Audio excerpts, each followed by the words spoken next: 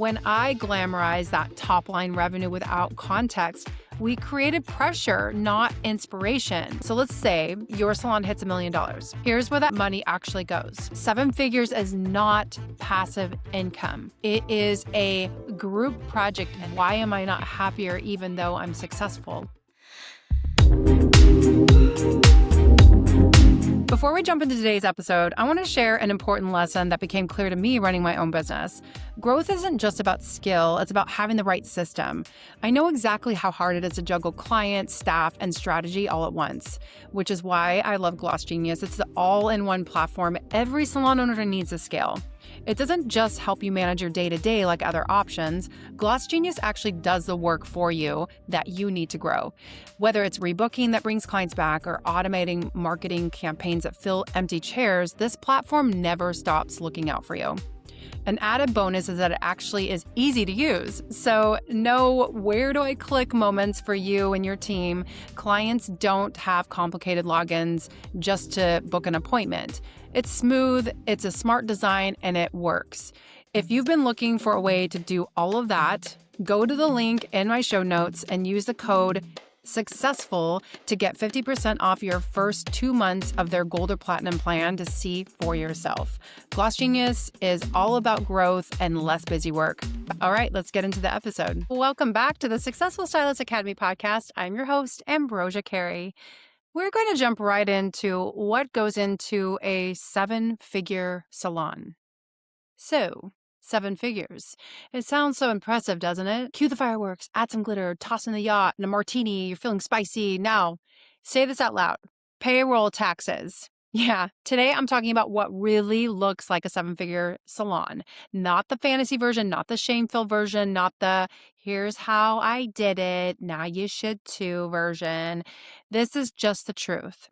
And let me be so clear, the episode is not to tear anyone down at all because building a business, especially a 7-figure business, it is impressive, it's powerful, and also, let's be honest, it is heavy and it's a lot of hard work. The reason why I'm recording this is because I want to remove the shame for people who aren't there and for the fantasy of people who want to be there. Because when I glamorize that top line revenue without context, we created pressure, not inspiration. Like I will never forget the day that I discovered that we were going to hit 7 figures and just how excited I was. And I would never want to strip that away from somebody.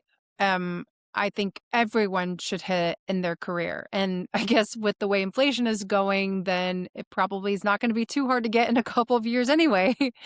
I remember when 6 figures was actually like the benchmark. And now it's almost like the baseline of what you need to be striving for just to be able to cover your costs. And not to discount 6 figures, by the way, that's actually also very impressive. But I think the reason why we have these big numbers in our mind and the reason why we strive toward it is because we think that when we hit that number, something kind of magical is going to click in place and that we're going to feel differently. But the opposite is kind of true, actually. It's almost like the more you get, the more you have to give, and also the more responsibilities it takes and the more money that has to get like allocated and split apart into different parts. So that's the reason why I want to talk about the truth with hitting that 7-figure number is not that you're going to get there and you're going to be like, okay, now I can breathe, now I can relax. If anything, it's just like I have to keep going in order to support like what I created to begin with. So as I promised, we're not going all spreadsheety on this one. I really mean that. So I want to talk to you, like I want to explain this. If I had a glass of wine, which I don't have water, but if we had a glass of wine, like I want to make sure that we are hanging out and we're like really talking about this on the ground floor in real time, as if we were talking face to face, even though I know it's a complete monologue. Okay, so let's say that your salon hits $1 million. Here's where that money actually goes. I'm going to break this down into like a couple different components. So one, we have to talk obviously about the commission. So right out the gate, 45 to 50% of your income, not yours, of the salon's income is going into running that commission base. This is your biggest line item. And let's call that like 45,000 to 500,000. So already half of that is gone. Yeah. That's the time to take a breath. And listen, that's not a bad thing. That's your team getting paid for the work they do. But it means half of your revenue has been spoken for the minute it lands. And I think that is something that people tend to forget. I don't know. I mean, I think for me, when I was younger and I thought of seven figures, I thought of seven figures as, oh, I'm $1 million business. Therefore, I'm going to have a lot of like, I thought that my profit margin was going to be larger with a million. So I'm going to kind of give you a couple of things that doesn't really actually support that narrative. And I also don't want to take the air out of your tires. Like this is something that's amazing to strive for if that is something that you want. But I at least want to reveal some of those hidden costs that are not typically accounted for when we think of the seven figures. And I know I'm dancing around it, but I really want to place emphasis on this before I move forward with the other costs because it is something that we have like it's like a pie in the sky. Like we see it in the future and we envision it to be different than when we actually get there. And then when we have to divvy out all those pieces, we don't have a whole pie anymore. All right. So without getting tongue tied on my words, I'm going to go into number 2, which is your payroll. Yay. And on top of that, you also have payroll taxes. So that accounts for about 10 to 12%. I want you to think of your front desk and assistants, your cleaners, managers, bookkeepers, and even if that means it's you doing it, all of that is going to get split out amongst the support people that actually help the ship run. And if you don't have those people in place, then what else is being given up? And now we get to add the also famous government cut. Hello, payroll taxes. Welcome. That is another 100 to 120,000 just for keeping things running smoothly and, well, of course, legally, which we have to do. So just to recap a little bit, 45 to 50% is going out to your commissions. And then you have your next 10 to 12% going toward payroll and payroll taxes. Now, the next big one is your rent and triple nets, which is about 8 to 10%. Like we obviously have to pay for the square footage. You're losing another like 80 to 100,000 per year just for the space and all of the extras baked into that commercial lease, which is taxes, maintenance, and insurance. Typically, triple nets can be a little different. Like the existing space that I have right now currently is a boutique business model, and I do not have triple nets for that space, but it's structured a little differently. My previous space, which was in Portland, obviously Multnomah County taxes, depending on where you are living as well, obviously taxes are going to be different significantly depending on what county you're in. But just take into account that it's not only going to be your rent. There are other things that are going to be lumped into it. Otherwise, you have to account for it somewhere else. Let's go ahead and jump into number 4, which is our product and back bar. That's around 6 to 8%. That's the color, foils, shampoos, towels, all of the beautiful magic that gets to do what we do, and that costs money. Usually that's around like 60 to 80,000 for that 7-figure business. And if you're generous with product, that number creeps fast. So that's the reason why we definitely want to make sure that we're paying attention to the outflow of that, product, whether or not somebody's over mixing or they're undercharging or they're not accounting for it. So that could be the leak in the ship. And then number 5, we want to go into our software, processing, marketing, admin, overhead. That's generally around 6 to 8%. So think booking systems, credit card fees, website hosting, Canva, MailChimp, texting platforms, Google Ads could be that if you use that. And then a subscription maybe for different subscriptions that you have. That's around 60 to 80,000 out the door. Okay. Profit. If you're lucky, there's profit in the end. And if you are somebody who, and this is the thing, like, I don't want to put any fear in this, like, profit is something that you should be planning for. I know that all those expenses can feel very overwhelming, especially if you haven't lived it before. And I know I summed them up very quickly for you, but at the end, you always want to account for profit. So whether that means reverse engineering, like I want to make this much profit, what do my expenses need to be in order to make sure that I safeguard that so that I can account for it and that I make sure that I am having profit at the end of the year. Obviously, unexpected things can happen. Like, for instance, one year, our hot water tank just pooped out. So we just had to buy a new one. Another year, our HVAC system just kind of exploded. And it was in the middle of summer, of course, when it happened. It was like 90 something degrees outside. And we had all the fans going and the windows. Anyway, regardless of what happened, we still had to replace that. And unfortunately, it wasn't written in our contract that the building owner was going to take care of it. So there's a whole story to that. And I'm not going to get too much into it. But regardless, my point is that unexpected things can always happen. So when it comes to profit, if you're lucky, you have around 6 to 10%. That's best case scenario at the end of all this. So you walk away with about $60 to $100,000 in profit. That is 6 to 10 cents on the dollar.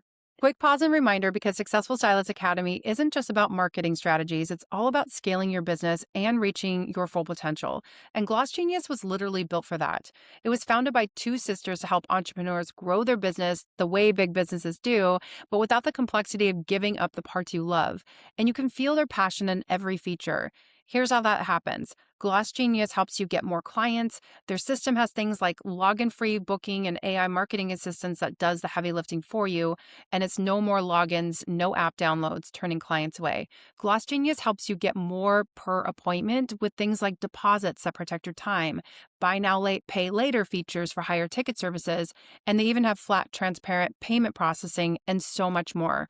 No more hidden fees, just more revenue on every paycheck. And Gloss Genius has everything you need to keep clients coming back. I especially love the automated booking reminders, memberships, and packages. It's a difference between managing your business and actually growing it. If you're ready to see this in action, go to the link in our show notes and use code SUCCESSFUL to get 50% off your first 2 months of their Gold or Platinum plan to see for yourself. Gloss Genius, more growth, less busy work. All right, back to the show. So on $1 million, let's say that again, louder for the folks in the back. According to industry benchmarks, salons over $1 million in revenue average single-digit profit margins. So this is not something I'm making up. The emotional truth does hurt here, and the truth is that it doesn't get posted. We just see the higher revenue, we see the high margin, and we don't realize that there's a cost associated with it. That high revenue often means that more people have to be managed, more systems need to be fixed, more fires to put out, and more that weighs on your shoulders when it's that time to take over something that is not being taken care of. I said it before and I'll say it again. 7 figures is not passive income. It is a group project energy, if you will. Like, remember high school group projects where one person did like 90% of the work while you're trying to keep the others from arguing or ghosting one another. Now make that 12 people and add healthcare insurance and all the other things that go along with it. Just because you put a majority of the work in does not mean that you are going to be putting all that money in your pocket. If your revenue doubled tomorrow, would your life be better or just be louder? But for a lot of people, this is completely worth it. You know, we don't talk about the gratification that you get from watching a team member that you kind of brought up, so to speak, hit their 6 figures for the first time, or buy their first house, or upgrade their car, or get married, or have a child. So all those things are completely rewarding. And they're kind of like the timeless things in the business that we can't really truly account for. There's nothing more gratifying than building a team and watching them grow and thrive, and being able to cultivate something that really feels truly something that's tied to your emotional well-being. But with that said, we can't pretend that the money that is being generated is even our money yet. That money does not belong to you yet.